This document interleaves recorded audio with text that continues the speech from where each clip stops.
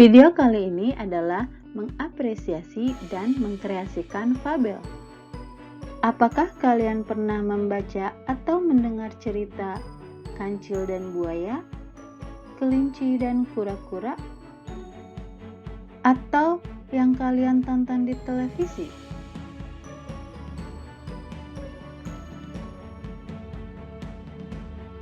Ya, ketiga contoh tersebut adalah fabel.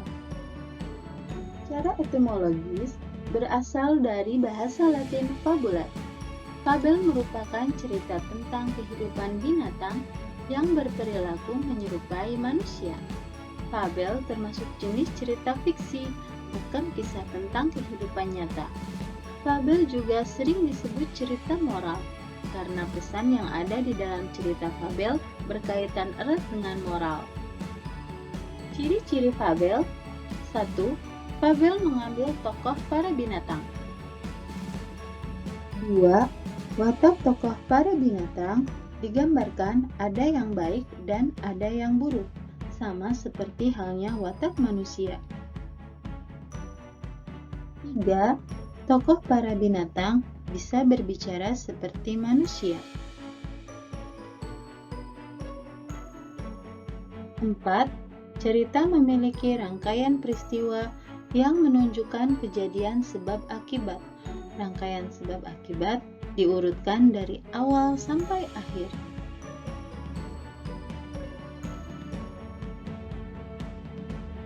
5. Fabel menggunakan latar alam seperti hutan, sungai, kolam, dan lain-lain. 6. Ciri bahasa yang digunakan: A. Kalimat naratif atau peristiwa, seperti katak mendatangi ikan yang sedang kehujanan, atau semut menyimpan makanan di lubang. B. Kalimat langsung yang berupa dialog para tokoh. C. Menggunakan kata sehari-hari dalam situasi tidak formal, atau menggunakan bahasa percakapan. Kemudian, unsur-unsur fabel meliputi: 1. Tokoh adalah orang atau hewan yang menjadi pelaku dalam cerita. Terdiri dari A. Tokoh protagonis atau tokoh baik, B. Tokoh antagonis atau tokoh jahat, C. Tokoh antagonis atau penengah, D. Tokoh figuran atau pemeran pembantu. Kemudian, tokoh utama mempunyai ciri: 1. Sering dibicarakan, 2. Sering muncul, dan 3. Menjadi pusat cerita. Yang kedua, penokohan. Penokohan adalah pemberian karakter atau sifat atau watak pada tokoh. 3. Watak tokoh. Watak tokoh dapat disimpulkan dari penggambaran fisik, penggambaran tindakan tokoh, dialog tokoh, monolog, atau narasi penulis. 4. Latar atau setting. Terdiri dari A. Latar tempat, contohnya di hutan, di kolam, di pasar, dan lain-lain. B. Latar waktu, seperti pagi, siang, sore, malam, di masa lalu, dan lain-lain. C. Latar suasana, misalnya semua hewan merasa bahagia. Kelima, tema, yaitu ide pokok atau inti cerita atau gagasan yang mendasari cerita. 6. Sudut pandang, yaitu posisi pengarang dalam cerita. Sudut pandang orang pertama menggunakan aku atau saya, dan sudut pandang orang ketiga menggunakan nama tokoh, atau dia, atau ia, atau mereka. 7. Alur, yaitu jalan cerita atau plot. Alur pada sebuah cerita bisa menggunakan salah satu dari alur maju, alur mundur, atau alur campuran. Alur maju adalah masa kini ke masa mendatang. Alur mundur, masa kini ke masa lalu. Dan alur campuran adalah gabungan dari alur maju dan alur mundur. Dan yang ke-8, amanat. Amanat yaitu pesan yang ingin disampaikan penulis secara tidak langsung. Selanjutnya, mengidentifikasi jenis fabel.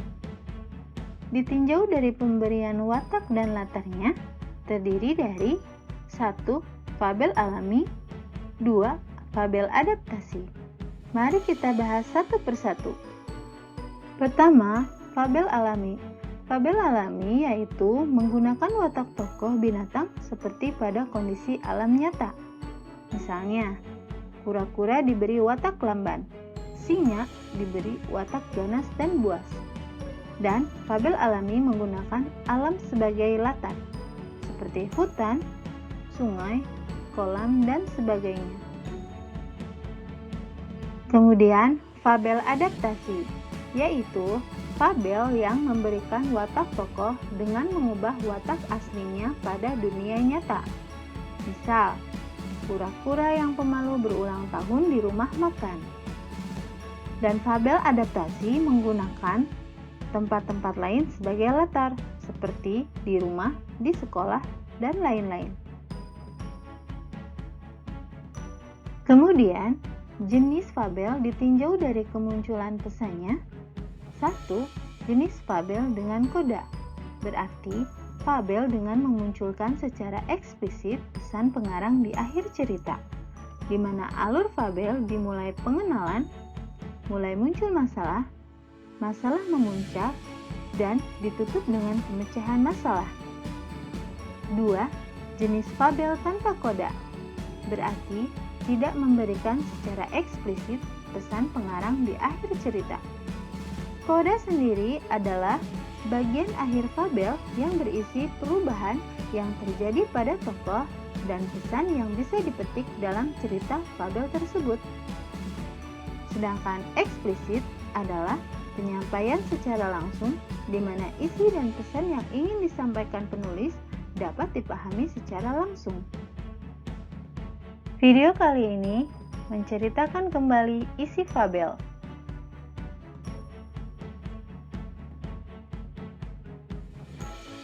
Langkah-langkah agar bisa menceritakan kembali isi fabel diantaranya: 1. Bacalah secara berulang-ulang fabel yang akan diceritakan. 2. Catatlah nama-nama tokoh dalam teks fabel. 3. Catatlah hal-hal penting atau gagasan pokok dalam teks fabel. Dan 4. Menulis atau melisankan kembali teks fabel yang dibaca sedapat mungkin menggunakan kata-kata sendiri. Agar lebih memahami, mari kita baca teks cerita fabel yang berjudul Semua Istimewa. Silahkan dibaca teks fabel berikut.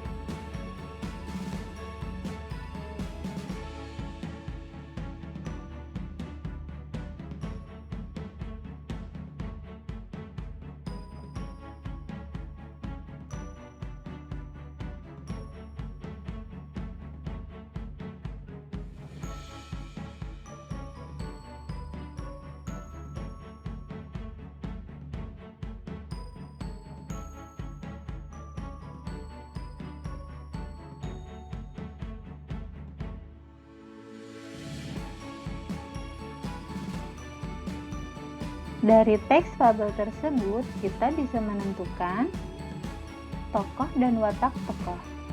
A. Tokoh ulu. Watak tokohnya sombong. Bukti pada teksnya: makanya semut, kau harus berlatih berenang. Aku sejak berupa berudu sudah bisa berenang. Masa kau tidak bisa? Berenang itu sangat mudah. Julurkan saja kakimu. Ulu menjulurkan kakinya dan tendang ke belakang seperti ini. Kedua, hah, sedih sekali hidupmu ikan. Seandainya kamu seperti aku, dapat hidup di dalam dua dunia, darat dan air, mungkin kamu akan dapat merasakan kebahagiaan ini. Bukti ketiga, hai burung, kenapa kau tidak mau keluar dan menikmati hujan? Apakah kamu takut bulumu basah? Atau apakah kamu takut tenggelam ke dalam kolam seperti semut? B. Tokoh ikan. Watak tokohnya baik dan rendah hati. Bukti pada teksnya, aku tidak dapat merasakan hujan Ulu. Lihatlah, aku tinggal bersama air. Bagaimana caranya aku dapat menikmati hujan seperti kamu Ulu? C.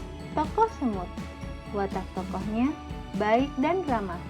Bukti pada teksnya, Ulu, aku tidak suka dengan hujan.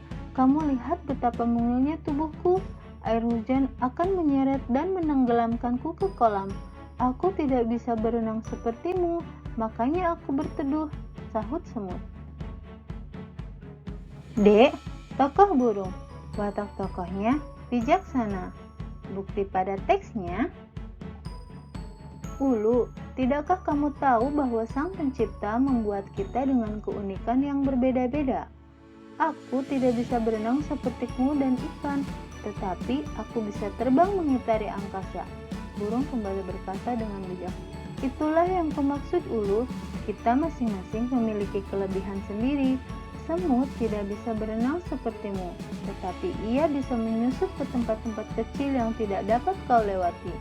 Ikan tidak dapat melompat-lompat sepertimu, tetapi ia bernapas di bawah air. Kamu tidak seharusnya menghina mereka. Lalu, mendaftar karakter manusia yang diibaratkan pada binatang dan karakter binatang asli pada fabel tersebut. Karakter manusia pada hewan. Pertama, Ulu berteriak dengan girang dan bersenandung. 2. Ulu berbicara kepada ikan. 3. Ulu tertawa kencang-kencang. 4. Ulu meminta maaf pada burung, semut, dan ikan.